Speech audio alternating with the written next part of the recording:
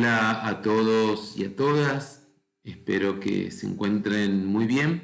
Bueno, en la propuesta de la clase de hoy, la intención es hacer como una breve síntesis integradora de los diferentes ejes o categorías que hemos estado trabajando hasta el momento, entendiendo de que estamos en una instancia de cierre del cuatrimestre, ¿no? Una instancia en la cual ya hemos recorrido algunos ejes o líneas del trabajo con el programa o con los autores que proponemos en el programa de la cátedra. Y además me parece oportuno realizar una síntesis que articule, relacione a los autores, dado que estamos en un momento ya previo a la producción evaluativa de este cuatrimestre. Como yo les decía en los encuentros anteriores, este cuatrimestre va a tener una producción escrita, evaluativa, con la intención de poder generar una producción, valga la redundancia, en la cual ustedes puedan poner en juego una lectura, un trabajo y un diálogo con las categorías que demuestre una apropiación de las mismas, ¿no? Entonces, la semana próxima le estaré compartiendo las consignas o los ejes de esa propuesta. Frente a esta situación me parece oportuno y creo que es pertinente poder elaborar esta integración o este recorrido que intenta recapitular algunos ejes, nudos centrales, tanto de los autores como de las temáticas que fuimos desarrollando durante las clases, tanto en las propuestas sincrónicas como en las propuestas asincrónicas. Siguiendo un poco la línea temporal del trabajo que fuimos desarrollando, podemos encontrarnos con un primer momento de la cátedra, un momento introductorio, ¿no? Donde nos familiarizamos con las dos categorías que abren la puerta a este recorrido, que son la categoría de institución y análisis institucional. Esas dos categorías las podemos nutrir desde la perspectiva de diferentes autores. Particularmente nosotros estuvimos haciendo un primer acercamiento a esta categoría, sobre todo la de institución, con los aportes de Lidia Fernández, ¿no? Donde ella ahí establece con claridad esta idea de que las instituciones son formaciones culturales, es decir, son construcciones que tienen una clara intencionalidad para con los sujetos que son atravesados por estas.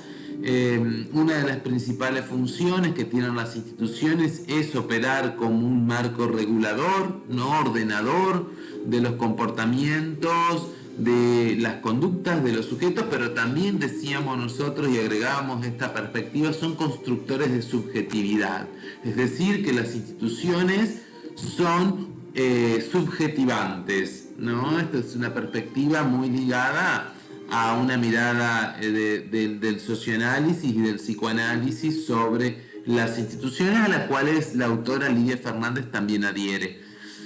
En este sentido, y en paralelo a este planteo que hace Lidia Fernández, están los aportes de Gabriela Andretich para pensar la categoría institucional. La perspectiva que también trabaja Gabriela Andretich es una perspectiva que se sustenta desde la mirada del socioanálisis, como para recordar y tener en cuenta del porqué y del origen de esta perspectiva. Nos tenemos que situar en que el socioanálisis tiene sus bases o sienta sus bases en tres pilares: el psicoanálisis, la psicología social y la sociología crítica, como marcos teóricos y epistemológicos para poder comprender las dinámicas y las lógicas de la institución.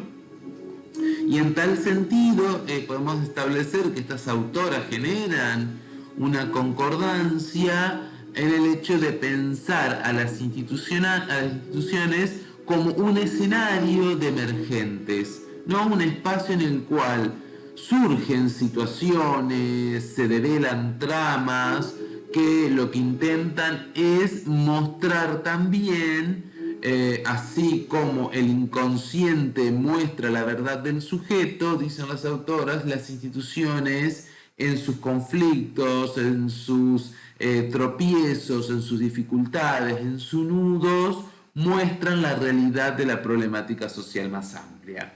Entonces aquí nos encontramos con esta idea que también sostiene tanto Lidia como Gabriela, de que los sucesos y los hechos que ocurren hacia el interior de las instituciones son sucesos humanos. ¿Por qué? Porque bueno, los que producen esos sucesos son los sujetos, son los actores institucionales.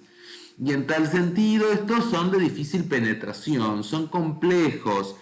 Primero, bueno, porque a la hora de querer intervenir el análisis institucional como esta herramienta metodológica que intenta desnaturalizar esos sucesos, se encuentran con distintos o múltiples velamientos, ¿no? Que intentan conservar lo instituido, ¿no? Intentan resguardar, proteger las lógicas institucionalizadas, las dinámicas naturalizadas que están cristalizadas en la institución, y por lo tanto generan cierta cuota de resistencia.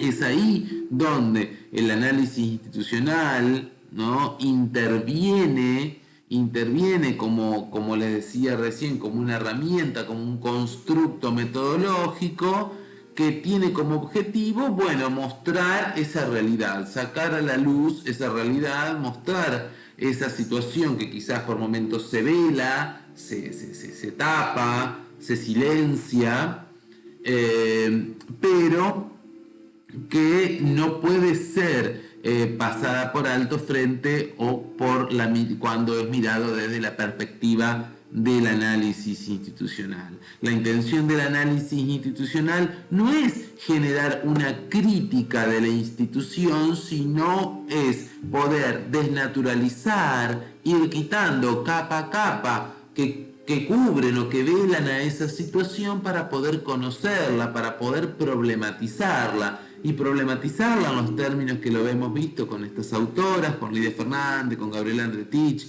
incluso a través de los aportes que tiene o que ha generado Ida Butelman, no podemos comprender que la intención es poder encontrarle el origen a ese nudo, a ese malestar, a ese conflicto, y poder intervenir sobre él, pero un intervenir que convoque a las partes, que habilite una relectura, un remirar, un reposicionar de actores y de sentires y de miradas frente a lo que está aconteciendo.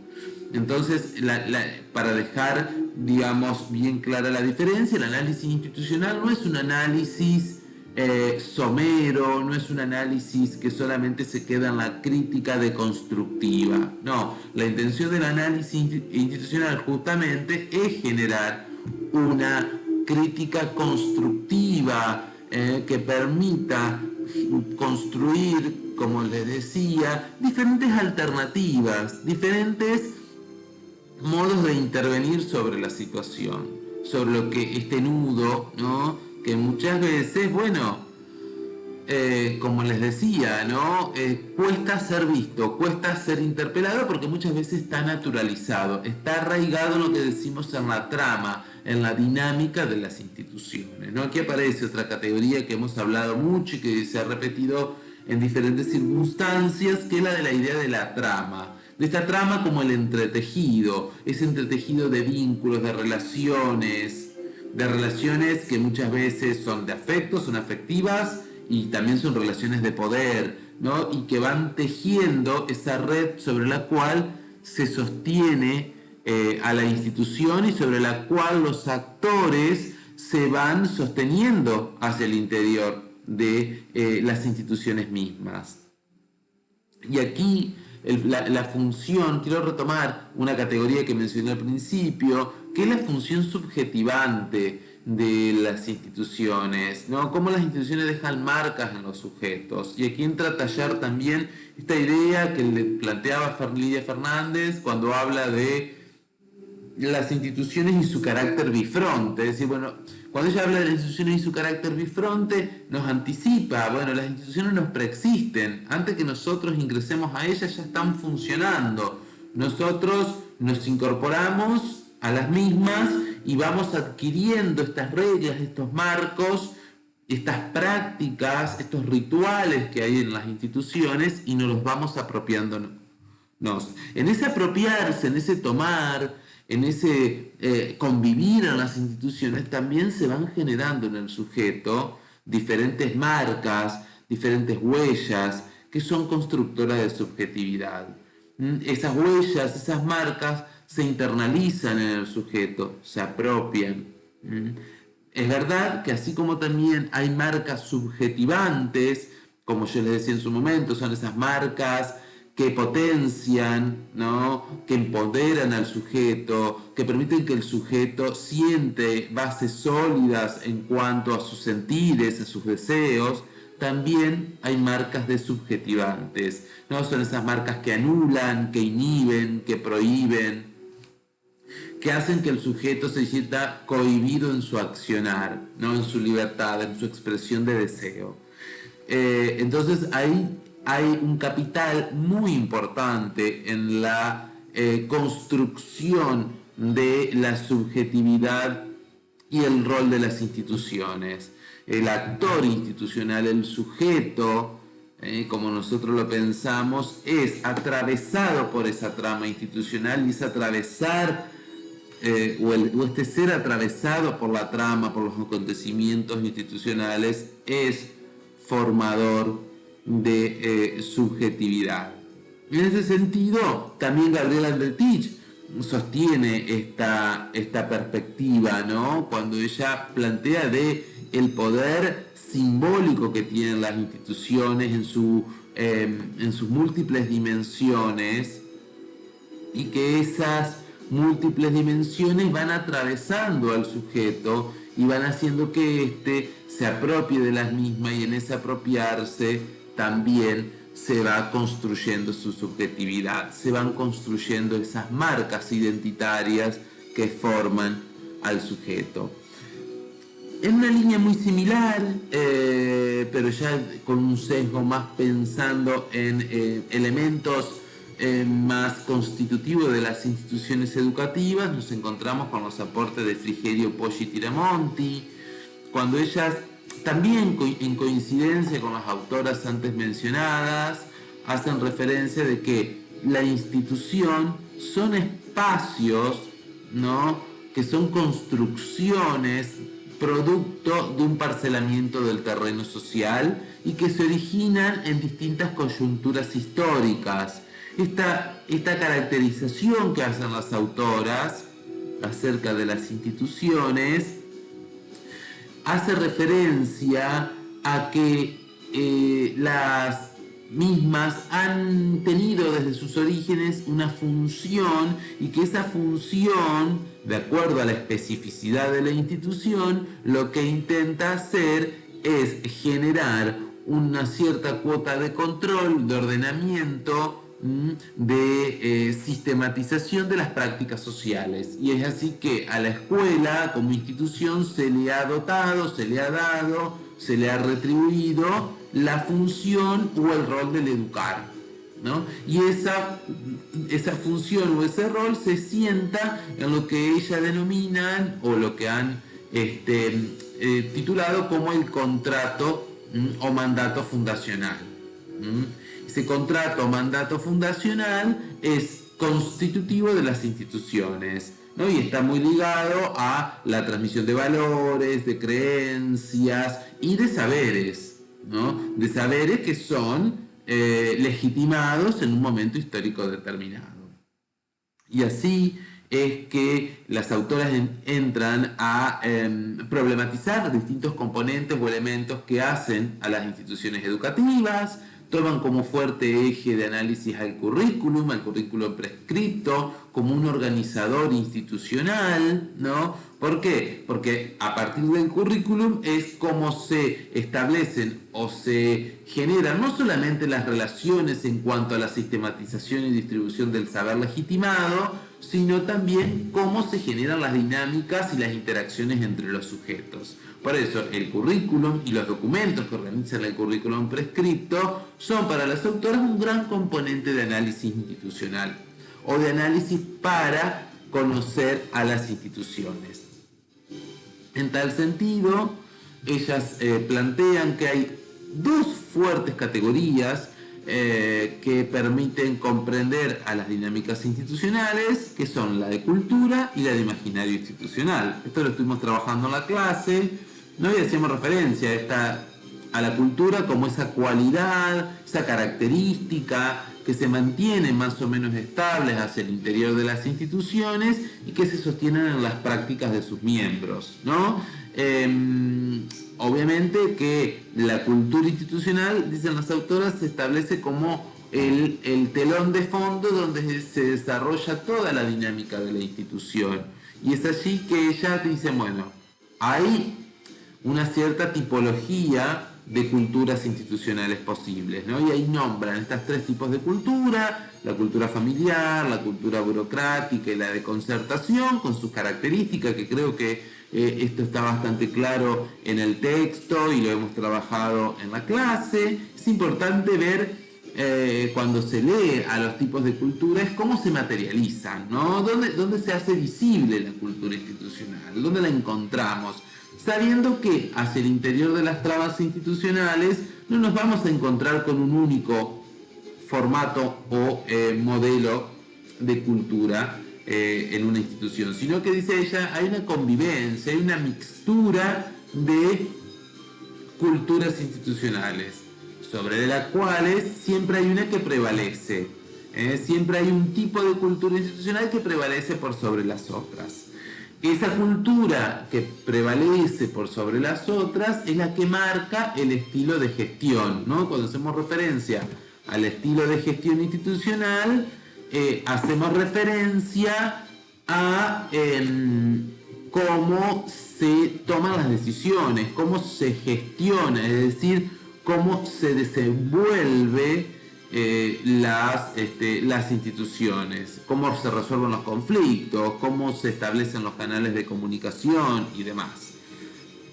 La otra categoría, la de imaginario institucional, tiene que ver más con una idea, una representación, que generalmente son inconscientes, que portamos los sujetos y que intentan darle un sentido a lo que percibimos, a lo que observamos, ¿no? Son nuestros modos de ver o de comprender la realidad, de entender a los actores, son las representaciones que muchas veces, dicen las autoras, bueno, tiñen el cómo vemos a la realidad. O sea, muchas veces dice, hay que tener cuidado que el imaginario no nos funcione como una anteojera que no nos permita ver más allá de ellos. Entonces, ellas plantean esta idea de poder generar siempre una revisión de los imaginarios, de que no se nos cristalicen esos imaginarios. Frente a esto aparece lo que vimos en la última clase acerca de los actores, las instituciones, el conflicto y el poder. Porque esto lo hemos estado hablando, lo hemos estado trabajando quizás de una manera más no tan expuesta, sino lo hemos ido planteando y rozando, circundando en otras clases. Pero cuando hablamos de actores, hablamos de sujetos, y como hablamos de actores y de sujetos, estamos sentando las bases de que todo sujeto o actor es una pieza clave en la trama y en la dinámica institucional. Primero, porque no hay actores institucionales que sean pasivos. Todo actor es una pieza activa de la dinámica institucional, aún, como yo les decía, cuando muestra cierta cuota de pasividad. ¿Mm? También hablamos de actores a partir de las relaciones y de los vínculos que se establecen hacia el o con los otros actores, ¿no? Y eso es lo que le da el dinamismo a la dinámica institucional. La dinámica institucional está sostenida en las relaciones que se dan entre estos diferentes actores. Y una de estas relaciones es la relación de poder. Cuando hablamos de poder, estamos hablando justamente a estos vínculos o estas relaciones de intercambio entre los actores institucionales, ¿no? Muchas veces estos intercambios son de conocimiento, son de información, son de saber. Aquí podemos pensar al poder, ¿no?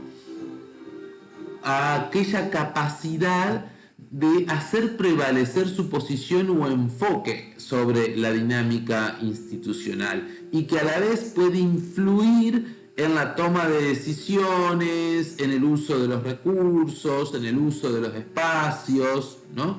O cualquier prevalencia del objetivo que el sujeto se proponga. A ese término podemos pensar que nos referimos cuando hablamos de poder en las relaciones o en los vínculos de los actores institucionales. Entonces, el poder está siempre, bueno, solo faltaría recomendarles que si pueden leer algo en relación a lo que plantea Michel Foucault sobre la microfísica del poder, sería muy significativo para poder comprender esta mirada, ¿no? Es una lectura transversal de los aportes de Michel Foucault, sería sumamente significativo, más allá que no está dentro de la bibliografía propia de la cátedra.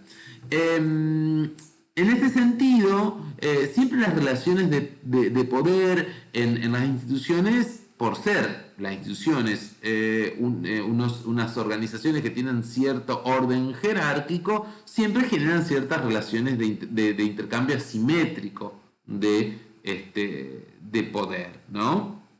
Entonces, siempre va a haber una puja, una lucha, una tensión en torno a ello.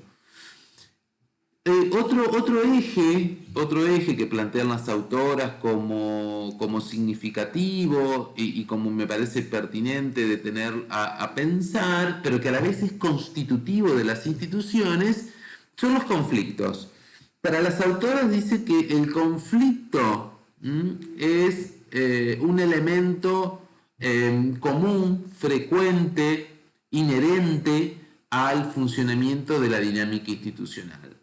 Y establecen como dos caracterizaciones de los tipos de conflicto, ¿no? Cuando hablamos de un conflicto que es previsible, dicen las autoras, son esos conflictos que nos surgen día a día, que ya tienen cierta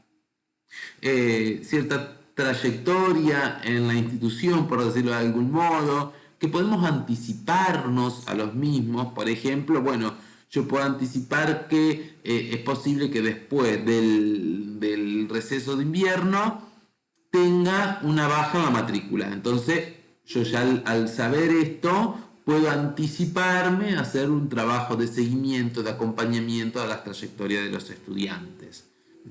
En cambio, los conflictos que son imponderables son aquellos que son disruptivos, es decir, que marcan un quiebre en la institución por lo novedoso. Un claro ejemplo ha sido lo de la pandemia. La pandemia fue un conflicto imponderable cuando llegó a las instituciones educativas porque no teníamos mucho precedente de cómo actuar.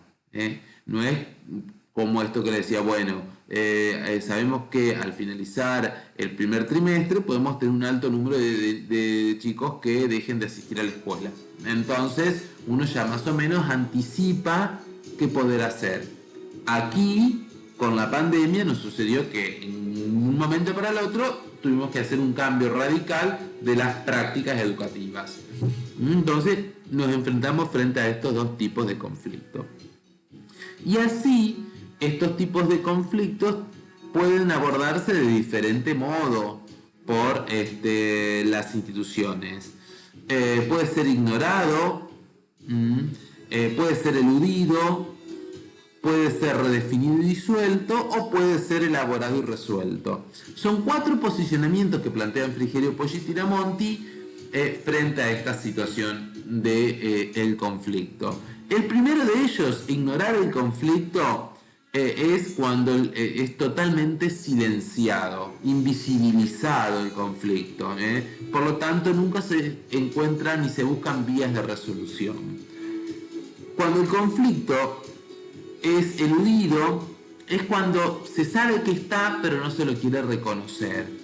Circula, se sabe que hay un problema, que el problema está, pero nadie hace nada para cambiarlo. Por eso las autoras dicen, bueno, circula como rumores, como comentarios, como supuestos, pero nadie hace nada al respecto. El tercer posicionamiento, que es redefinir y disolver el conflicto, es una tendencia a modificar algo de lo visible del conflicto para que cese su impacto. Pero lo que dicen las autoras es que, dado que solamente se modifica el contexto de emergencia del conflicto, por ejemplo, tengo 2 chicos que se pelearon en el aula, se agarraron a las trompadas, para redefinir y disolver el conflicto, los separo de curso, uno queda en el A y el otro va al B, o los suspendo una semana cada uno y que vuelvan la próxima. Redefiní y disolví el conflicto, se calmó, pero no me garantiza que se haya resuelto, que la próxima no se vuelva a pasar lo mismo.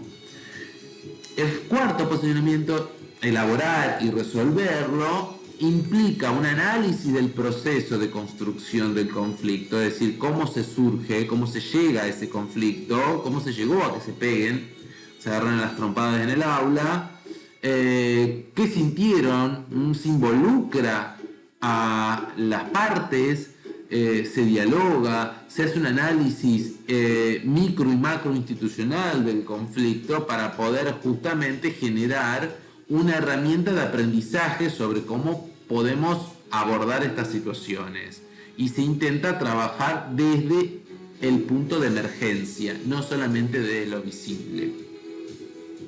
Lo que nos anticipan las autoras, tanto Frigerio, Poggi y Tiramonti, al respecto, es que estos 4 modos de proceder frente al conflicto tienen concordancia o tienen relación con los estilos de gestión. Es decir, que estos 4 elementos tienen relación con los estilos de gestión, por ende tienen relación con los tipos de cultura institucional. Esto se los anticipo y se los dejo como una inquietud para que ustedes lo vayan pensando, decir, bueno, a ver, ¿qué posicionamiento frente al conflicto concuerda con qué tipo de cultura institucional? Como para ir ensayando esa relación de conceptos. Bien, un poco hasta aquí era la idea de poder hacer este recorrido muy sintético, muy superficial por momentos sobre las categorías que hemos estado trabajando, pero me pareció importante remarcarlas porque justamente le van a ser muy útiles para poder pensar la elaboración del escrito evaluativo del primer cuatrimestre.